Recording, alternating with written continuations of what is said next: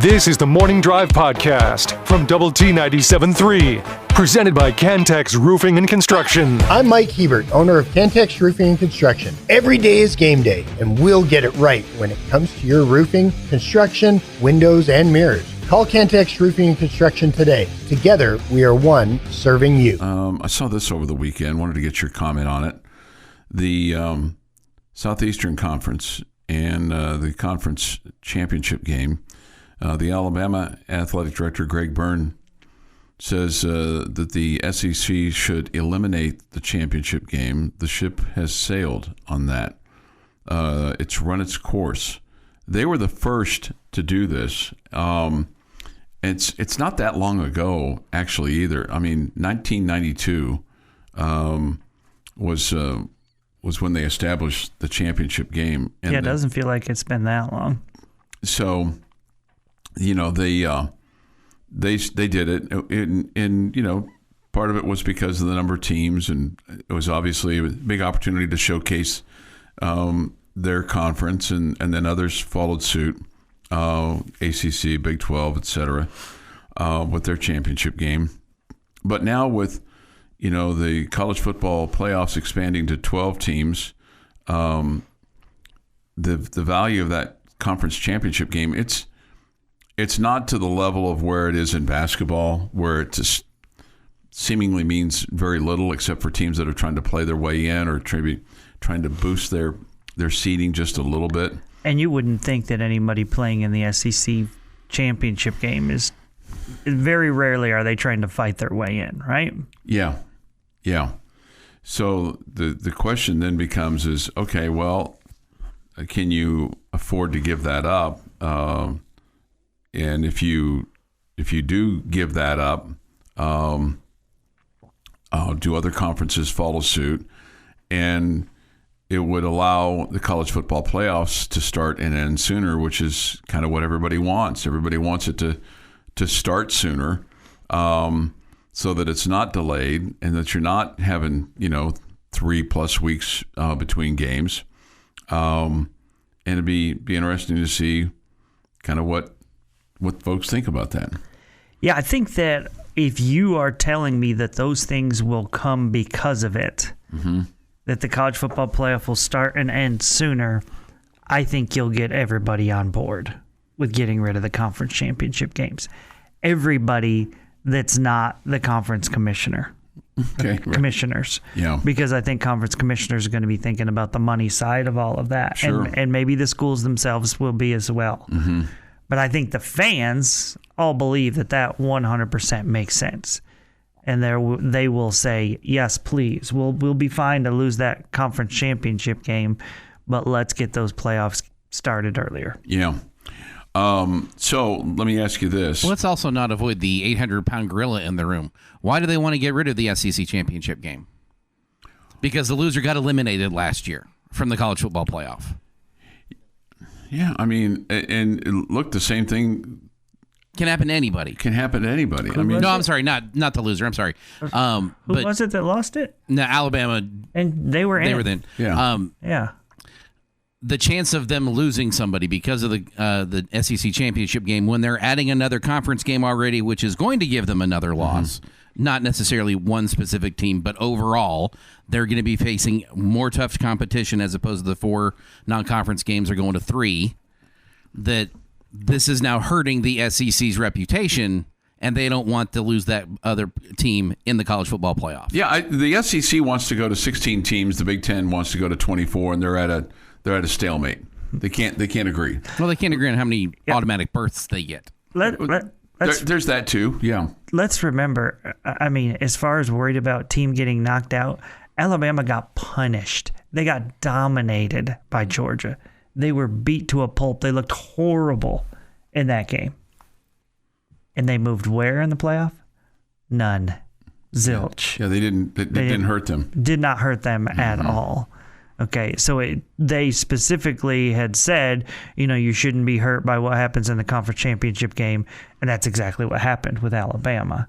So I don't know if that's the motive here for the SEC or not. I do think there's some truth to what Jeff is saying, and that they hate the narrative, whether it be for seeding or whatever, of we've got more losses, our teams have more losses now, whatever.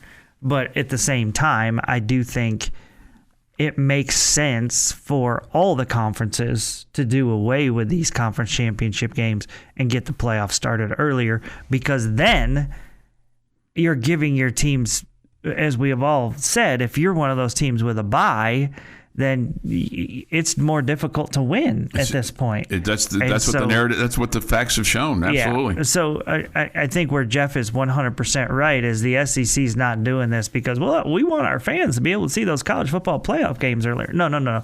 They're doing it because they want to help their teams. Absolutely. They want to make more money, whatever. And they feel like, there's people that have done the math or are doing the math out there, that with the extra playoff games that they would recoup any lost revenue, off of the SEC championship game and probably be ahead of the game. Maybe so. Especially if those 16 games, let's just say you go to 16, and even if you go to 24, I mean, you're going to potentially have some home college football playoff games.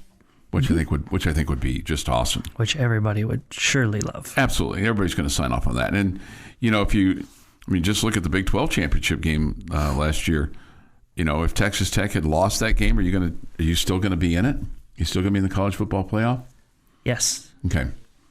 I mean, you were the number 4 team. Right? Yeah, I know, but I mean, you weren't going to drop all the way out. Yeah, probably not. Yeah, you're probably right about that. You're right about that. I think I'm definitely right about that. You're definitely right about that. Yeah. I'll give you that. But anyway, I think that's interesting. I think it'll be interesting to see what comes of that, if anything. And then the other thing too is, I don't think you'll ever see that go away in basketball, but you could make similar cases for that if you're going to add, teams to the NCAA basketball tournament. Why not just start it a week earlier and eliminate the Power 4 conference, conference championships. Still have your automatic qualifiers that, are just going to get one bid, have their conference tournaments, and then get March Madness started a little bit sooner, too. I'm not in on that. I'm going to disagree with you on that. Well, I'm not saying that's what I want, but that's what could happen. This is the Morning Drive Podcast from Double T 97.3, presented by Cantex Roofing and Construction. 2026, with this day in sports history, here is Jeff McGuire, who always has your 6, Jamie. I mean, I do, but why? It's just you always do. You always has my what? Your 6. He's got your cover. I got your back. I'm on your side. Okay. Yeah. All right. He's got your 6. I've never heard that one before. You never heard that before, really? Got my 6? Yeah. It's a police cop military type term. Yeah. Okay. Huh. I believe you. No, it's a good thing. Yes. Yeah, it's a good thing. Somebody who's got your back, because it's like when you think of a clock, forward is 12 o'clock, behind you is 6. So if someone's got your 6, they've got your back. Okay. They have your soft part covered. I had never heard it described like that before, and that's again another element of why you are our 1%er. Oh, I bet there's a lot more people that I had not heard it described like that before. So good job. 1952 is where we'll start today. In the 16th U.S. Masters Tournament, Sam Snead wins his second green jacket by 4 strokes over Jack Burke Jr. 1974, Yankees' first home game at Shea Stadium. This was going on while the Yankee Stadium is being renovated. They beat the Cleveland Indians 6-1.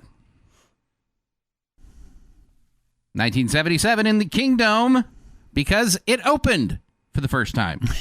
Seattle Mariners' first game. They lose to the Angels 7-0. I miss the Kingdome. It's amazing how, it didn't really last very long.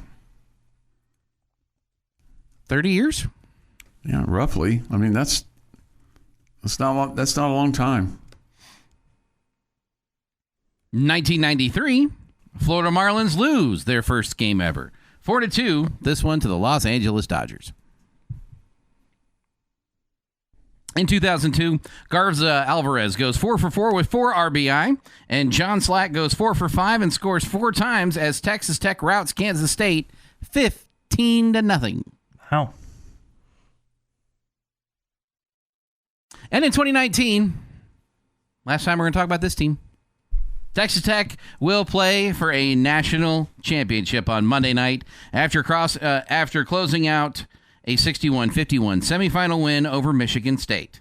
Matt Mooney led the Raiders with 22 points, while Jarrett Culver added 10 and 5 rebounds. Norrance Odiase pulled down 9 rebounds, and Tariq Owens had 3 blocks and 7 points in the win. That was fun. We should do that again sometime. That was fun, yes. It is National Caramel Popcorn Day, or Caramel Popcorn Day, depending on how you want to say it. Caramel? Right, I'm not going to argue it. However you want to say caramel or caramel, I'm saying you're right. Do you have a preference, Jamie? I think I usually say caramel, but I think I've used both terms before. Okay. Happy birthday to Candace Cameron Burr, who's 50. Paul Rudd, 57. Billy D. Williams, 89. Zach Braff, 51. John Rosenberg is 79. Michael Rooker is 71. Sterling Sharp, 61. Tim Hasselbeck, 48. Brett Blyleven, 75. And Brett Boone is 57. Bert Blyleven. Did I say Brett? Yeah, Bert. I was looking at Brett Boone when I said that. The best Chris Bermanism nickname ever. Mm-hmm. Bert B. Home Blyleven. I think that was his best work ever. Maybe Lance, you sank my Blankenship. We're also pretty high on the list. Yeah, pretty good, yeah. And on this day in 1980, the company 3M begins sales of Post-it notes. The canary yellow sticky pad quickly became one of the best-selling office supply products in history and a ubiquitous staple in schools and offices around the world. That is accurate. And that is this day's sports history. At least I think it's accurate. I've not been around the world. I have not been in an office or a schoolroom without windows. I have not really been in any offices in Europe or anything like that, but I assume they all have them. Would you have that desire? To go to offices in Europe? To just travel, start here and just go around the world? Yes. Okay. Yes, absolutely. Is there somebody that wouldn't? No, I don't know. I mean, some. Feels like everybody wants. Well, Chuck didn't want to go to Germany last year. That's not true. So sad. Paul says this: can we please start referring to Jeff as the professor? Ooh. Can you call somebody who got asked to stop coming to Texas Tech a professor? I don't think you can do that. Professor McGuire. Would you ever go back and finish that? The thought has crossed my mind. How close are you? No, we're nowhere near. Oh, okay. No. We're at 0. What about, I mean, like location. Now they got all these online classes and all that good stuff. You can breeze through it. You like being online. What's the win? Would I get a pay bump here? No. Okay. So I'm spending X amount of dollars to get a piece of paper. At this point. I knew the piece of paper comment was going to come up. Maybe there'll be a job that you'll want someday that will require that degree. Yeah, I don't see them even offering that, even if I had the piece of paper at this point. Okay. You're not that old, Jeff. I don't know, Jamie. My walker's getting kind of worn out. I mean, there's plenty of 80-year-olds that go get their degree just for the sake of getting it. Yeah. They've got money and time to burn. Yeah. I got the time. Well, it sounds like we need to get more work for him to do then. Right, yeah. Come up with some more duties for him. If you got plenty of time on your hand. That's right. We'll have High School Fan Zone on the air tonight. Coaches from Estacado, Monterey, Memorial, and Liberty all will make appearances on the High School Fan Zone. And then Wednesday, it's Lubbock High, Coronado Friendship, and Lubbock Cooper all making appearances on the High School Fan Zone. 6:52 this morning here on the Morning Drive. thoughts, comments, Yates Flooring Center chat line. Go to doublet973.com for that, of the mobile app. The Visual Edge IT hotline is open too. Another tough Sunday for Ludvig Aberg. He's just not able to finish, Jamie.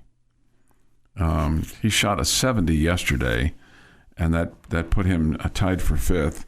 He did finish 15 under. He was 2 strokes out of first place.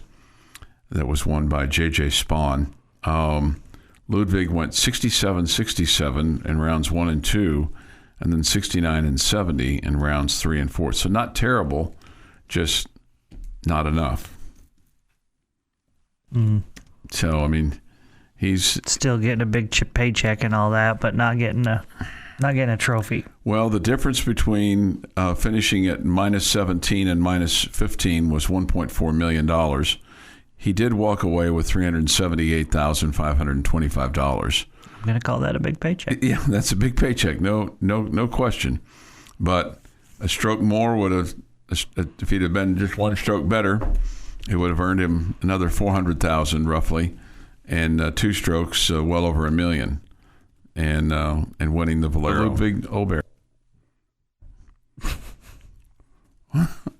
Sorry. There's an echo. I guess so.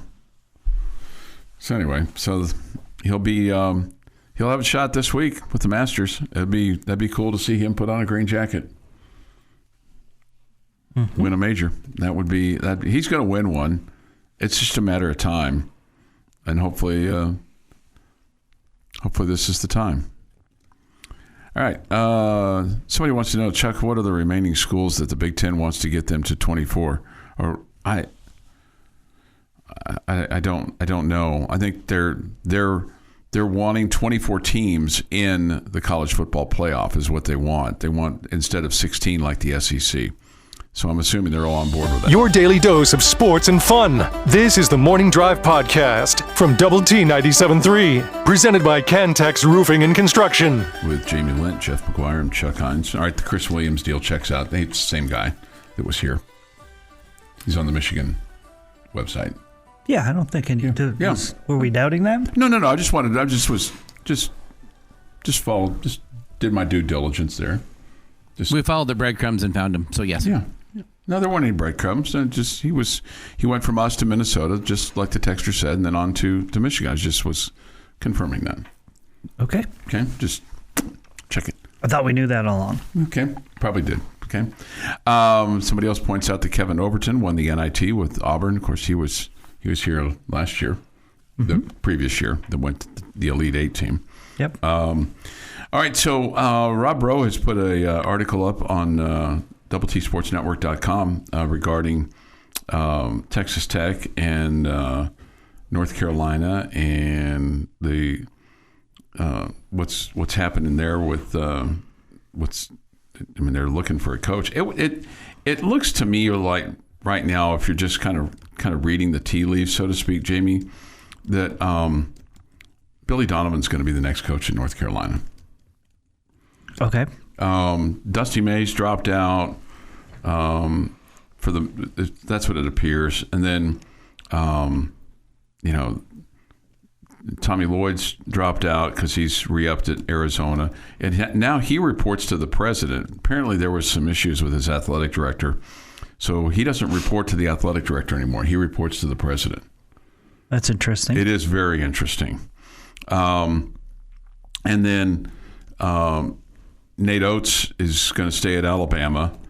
And so now some folks, wondering if the trickle down for North Carolina is, if Billy Donovan says no, then is it Ben McCullum, who's only been at Iowa a year, Josh Schertz at St. Louis, Vanderbilt's Mike Byington, or Texas Tech's Grant McCasland?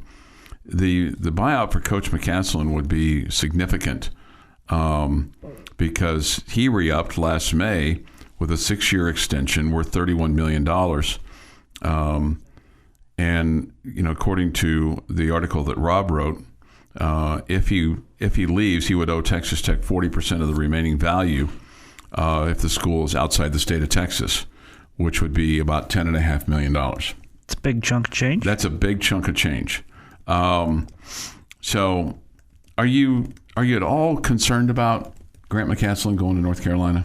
I really am not. I'm not saying it's not a slight possibility, but I'm not to the point where I'm worried about it, no. Yeah, I think I would agree with you on that. And apparently, according to one article that I read last night, and this is what people say. And so what people say is, sometimes hearsay, and then what people say that where there's a little smoke, there's some fire. That apparently Billy Donovan's working on a staff for his staff at North Carolina. That he's reached out to people that would be on his staff. Okay. Mm-hmm. So I thought it was really interesting comment that Joey McGuire's made. He made this publicly several times here recently, that the reason you don't hear his name being linked to jobs is because he's told his agent and his people not to float his name out there. And, I think when you hear names being floated out there, and you're hearing Grant McCasland's name at the end of lists. It's not like he's at the top of the list. So doesn't feel like that his people are floating his name out there to be considered at North Carolina. Because it feels like the people that have been floated out there have been done so for a purpose, whether it's in extensions or not having to report to the athletic director, or, you haven't been there that long. I mean, Dusty May's got everything in the world that he, I think, would need at Michigan. And the other thing is the North Carolina job wasn't paying that much anyway. Yeah, I don't think Tommy Lloyd floated his name out there to get a raise. No, I don't think so. I think they went after Tommy Lloyd because he did a great job at Arizona. No, this I get year. that, but I mean, his name got floated out there. So some any of us, I think, in that situation would try to use it for a raise or more leverage, more power, whatever you want, or to not have to deal with the athletic director, whatever you want to get out of it. But I don't think that's how this started. But it's clear that he turned down that job. It seems that way, yes. And turned down. But I don't think that was his people saying, "Hey, let's throw our name to North Carolina so we can get a raise out of this." I think this was North Carolina coming and them saying, "Oh no, we don't want to go there, but let's listen so we can get a raise out of this, or get an extension, or get away from the AD for whatever reason." I mean, if you're the athletic director at Arizona and you don't have a good relationship with, that's not a good sign. Right? That's not a good sign for because, I mean, let's face it. It's easier to go find another athletic director than it is to go find another basketball coach. It's a good one. Yeah, I would think. I would think so. Yeah, I'm with you. I don't. Boy, that would be a tough question if you were asking for here. I think everyone would believe that our AD's done a pretty good job here and wouldn't be so easy to replace. Yeah, I think. Yet we would feel like that the support, financial and both fan and all that there are a lot of college coaches that could come in here and win. It's part of the reason that I'm not on the edge of my seat worried if Grant McCasland leaves. I think he's a great coach. I don't want him to leave. I don't think he's going to leave. But I also don't think this is the end of the era of Texas Tech men's basketball being good if he does leave. No. Because I think there'll be plenty of really good coaches that would want this job. Absolutely.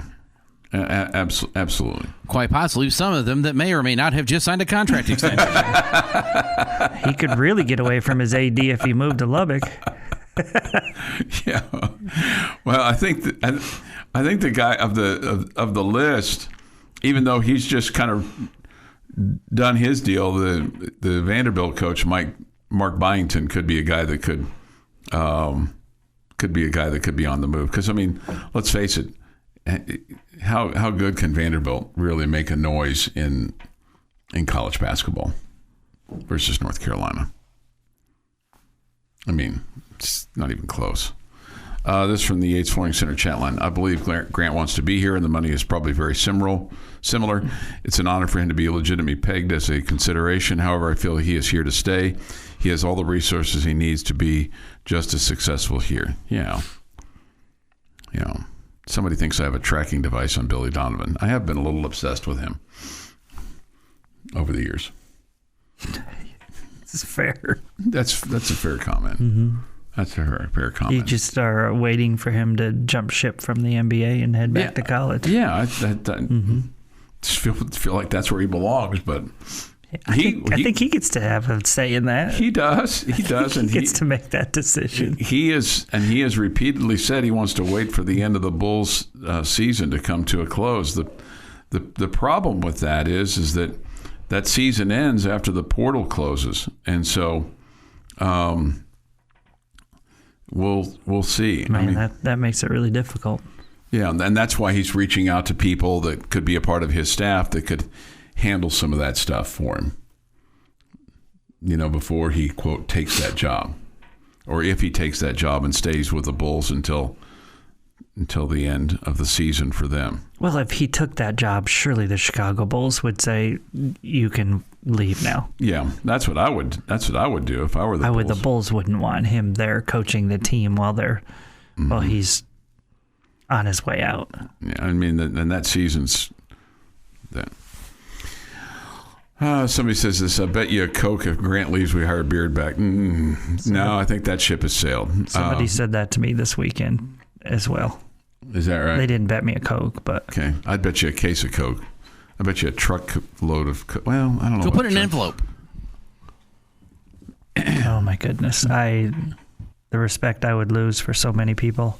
Yeah, I just don't think that would happen. The Morning Drive podcast from Double T 97.3 is presented by Cantex Roofing and Construction. Jamie's question of the day on Double T 97.3 is brought to you by Connecticut of West Texas.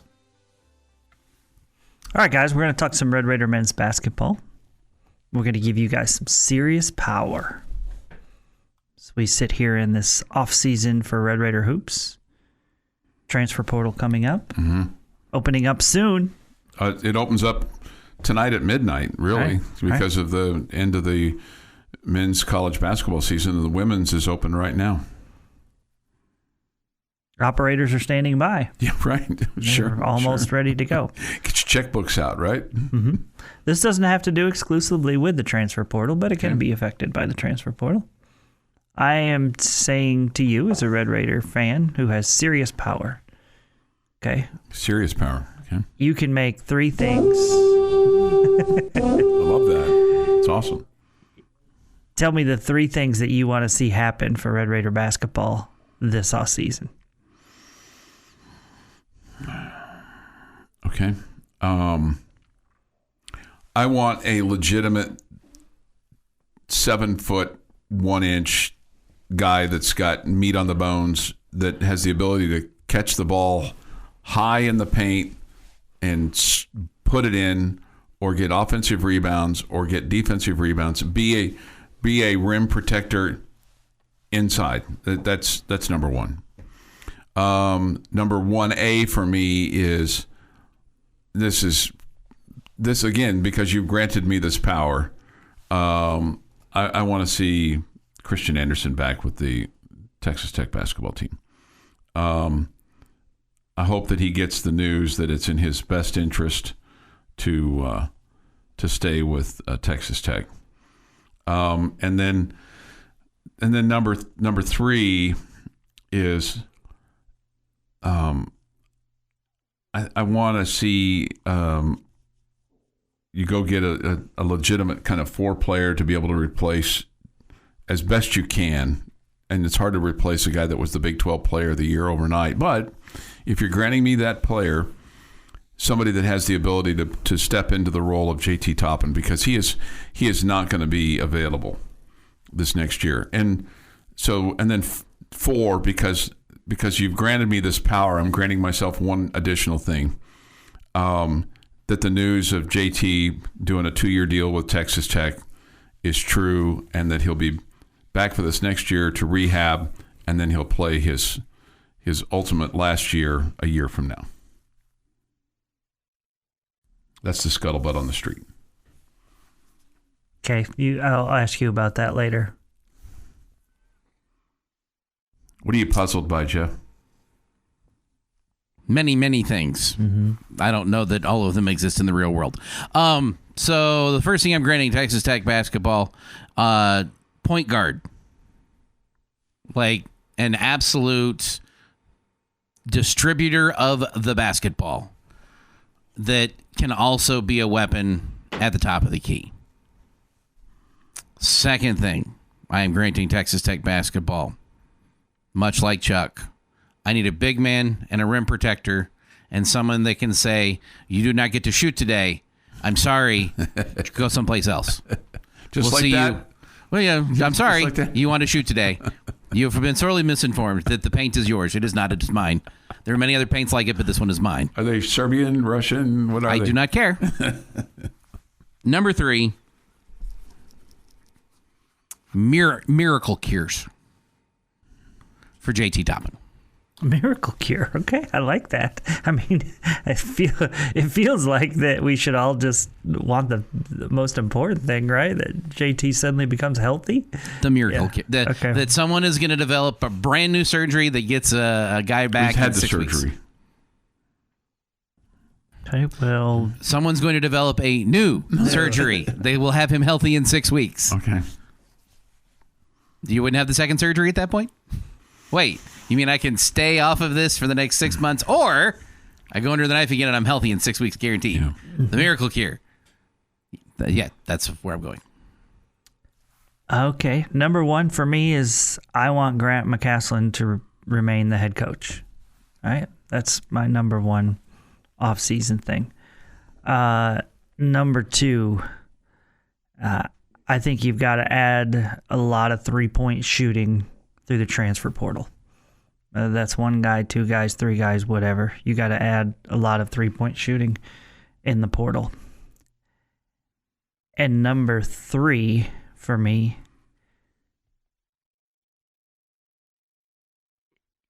Chuck, you said you want Christian Anderson back. I want an all-in Christian Anderson back. Okay. I don't think he was all in at the end of the season.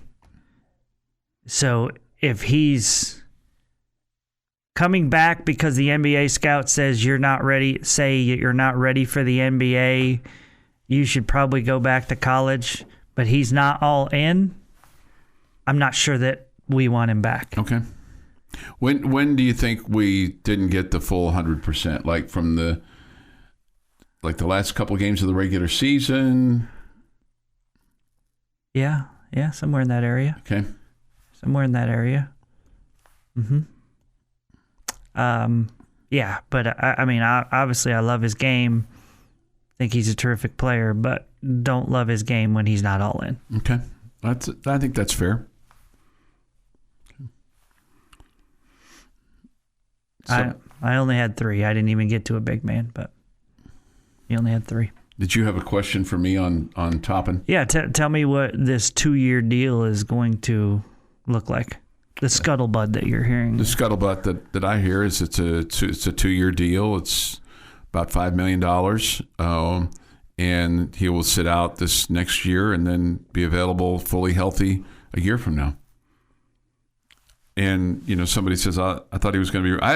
Look, this is nobody official from Texas Tech. Just what I heard on the street. So I think we all know it takes about a year to get healed up, and he had the surgery in March. So I mean, to expect him to be back in January fully ready to go. You would think the best thing for him would be just to say, I'm not playing this year. Yeah. I'm preparing for the next season. Yeah. The Morning Drive podcast from Double T 97.3 is presented by Cantex Roofing and Construction. Thank you for being with us today with Jamie Lent and Jeff McGuire and Travis. I'm Chuck Heinz.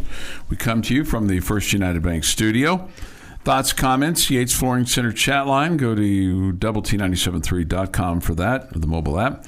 Visual Edge IT hotline at 2 is open, 806-771-0973. We'll have a high school fan zone on the air for you tonight at 6 on 100.7 The Score. Coaches from Estacado, Monterey, Memorial, and Liberty all joining us tonight, or joining Randy Rosetta, I should say. I'm not going to be here. I I might be working. I might hold the door open for some of those guys when they come nice in. of you. Yeah, and I'm kind of the door greeter, because it's right by my office. And so hopefully we'll have some athletes as well tonight. Randy's been really good about that, and the coach has been great about bringing some of their athletes with them. So that's pretty cool. And then after that, we'll have Astros and the Rockies tonight from Denver. It's funny. I wonder if you stopped 1,000 cars at 6th and Q and said, "Hey, the Astros are playing the Rockies tonight. Where is that game?" Because it's much like Golden State that San Francisco really doesn't get the credit for having the Warriors, and I don't really think Denver gets the credit for having the Rockies, much like the Broncos they do for that, or even the Nuggets that they do for that. Oh, you might be right, but I would guess if people were asked and they didn't know where the Rockies were, that wouldn't you guess a high percentage of the guesses would be Denver? I don't know. I mean, I'd really be curious. I mean, they probably would say Denver because that's the most popular city in Colorado, right? I mean, if you're going to name one city in Colorado, you're going to say Denver, right? Yeah. I mean, they might say Boulder. They might. Because of the University of Colorado. I would guess the large majority of the is Denver the biggest city in Colorado? I would think so. I mean, I would guess. I don't think it's even close. I would guess that the majority would guess that. Yeah. Hey, let me correct myself on something. Okay. During our boom, boom, boom, I said the Rangers were starting their series with the M's tomorrow. It starts tonight. We just are not airing it so we could put the national championship game on. Yeah. So the Rangers do play the Mariners tonight. Jacob deGrom, Chuck's favorite, on the mound. I hope he has a good outing. Did Chuck just say he's the dork reader or door greeter? I'm the door greeter. I can be a dork, I guess, from time to time, but I'm. Well, a dork reader doesn't mean that you're a dork. That means that you read. You can, like, if someone's coming by and you can read, you're like, that guy, I could tell he's a dork. Yeah, like pocket protector. That dude's a dork. Yeah. Yeah, right. Here's that guy's wearing Adidas shoes with an Under Armour shirt. Big time dork. Yeah. Here's the. That was for you, Choice Woodman. Hope you're listening. Here's the nerd thing that I can tell you right now. I've got this. I've got this on my phone right now, and I'm looking at the mission view of Artemis 2 back at the Earth. Okay. And then the other thing that I can tell you right now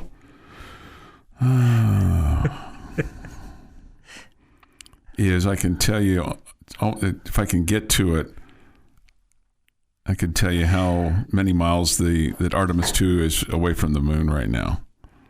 I can't get to that. It's not letting me. I'm just excited that you're over there while we're doing the show playing on your phone because you know how much I enjoy my co-hosts being on their phone. I'm sorry. It was the dork thing that brought that up to me. So anyway. Oh, man.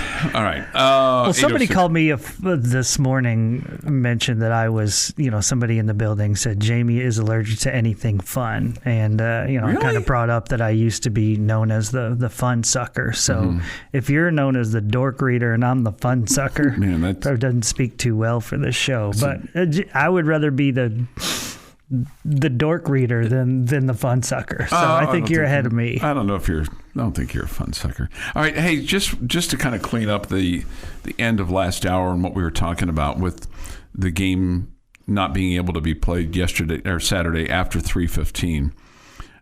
Do you think that's something that the coaches would go back to? I don't know if they can put in some kind of conference rule or not with regard to baseball, saying with these games that when you're ending on Sunday or ending on Saturday, it doesn't really matter, that you at least have to allow for a 3 or 4 hour game with your travel, so that and because in the case of Saturday, you start at 12:05 and you can't start an inning after 3:15, knowing that these games are going on average about 4 hours. I was shocked when I went through the box scores and realized that half of them had been less than 3:15.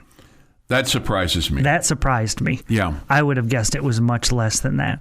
But remember, it didn't, and actually I went for 3:10, but not 3:15. Remember, it just couldn't start. So you could still play past 3:15. Yeah, no, I understood that. Yeah, I understood that when you guys were talking about that. I understood that. And that kind of surprised me because I'm not sure what the flights are from Lubbock to Yeah, Houston. And I was trying to keep that in mind. Okay, so if they have to be done at 3:15, does that mean they want to be gone from Rip Griffin Park by 4:30 and their flight's at 6?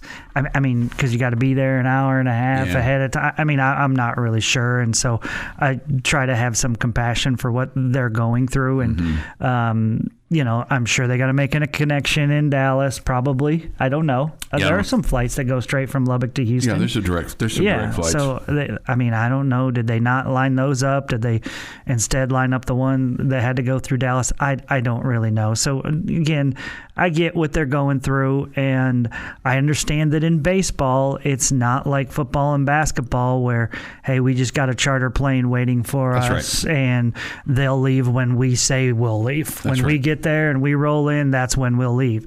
It's a different deal for baseball teams. They've got to follow the timelines of the flights, and they're just like regular old Joes hopping on a plane to go somewhere. So it's a different deal, but it just feels to me like if most baseball games are not ending in 3 hours and 10 minutes, you should not be scheduling your flights at that time. Yeah. So that has to, in my opinion, has to be figured out. I can't imagine how furious I would be if Tech was losing by a run or 2 runs and that 3:15 thing hit. Yeah. And we didn't get to bat in the 9th. Yeah. That would have made me so angry. Yeah. No, I agree. I mean, just think about it. You're going to tell a basketball team, we can't start the overtime after 5:15 or whatever. This thing's a tie. This thing's a tie. I mean, if we're going to play the sport, let them play the sport. That's right. This has been the Morning Drive Podcast, presented by Cantex Roofing and Construction. Check out our library of Double T 97.3 podcasts at doublet97.3.com.